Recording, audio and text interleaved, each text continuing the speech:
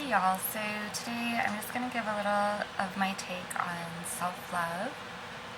Lately I've been very deep in my self-love journey, especially as I prepare to move and switch routes from New Mexico to Florida, and I'm also in the midst of changing my name and laying to rest my old identities while I birth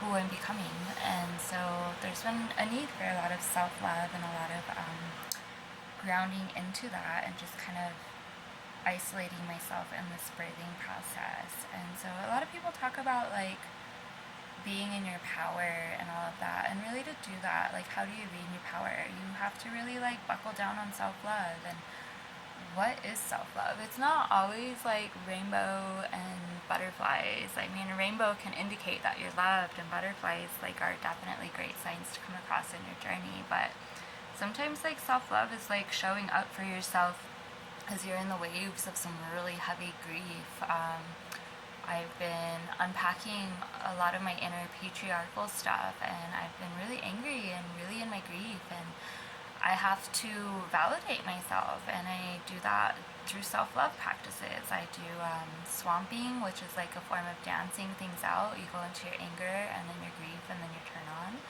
I show up and I journal. I journal and I balance between my feminine and masculine. Sometimes I journal lovingly and allow everything to just flow out of me, and sometimes it's more masculine, and I see what's going on in my mind-body connection, and I engage with that, and I show up, and I'm accountable with myself, and I acknowledge some of that nitty-gritty stuff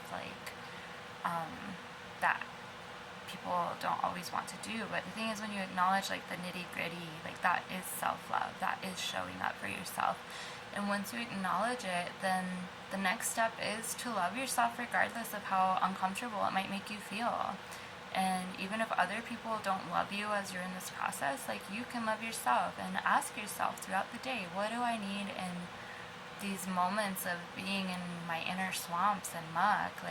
Do I need a nap? Do I need a bath? Do I need to isolate? Do I need to socialize? Would journaling be good? Would reading be good?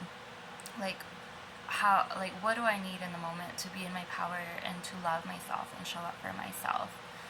And yeah, that's just the tip of self-love, but just really approving of yourself wherever you're at, wherever you've been, and where you intend to go. And knowing that your approval is number one. Don't look outside of yourself for that approval. Love yourself first.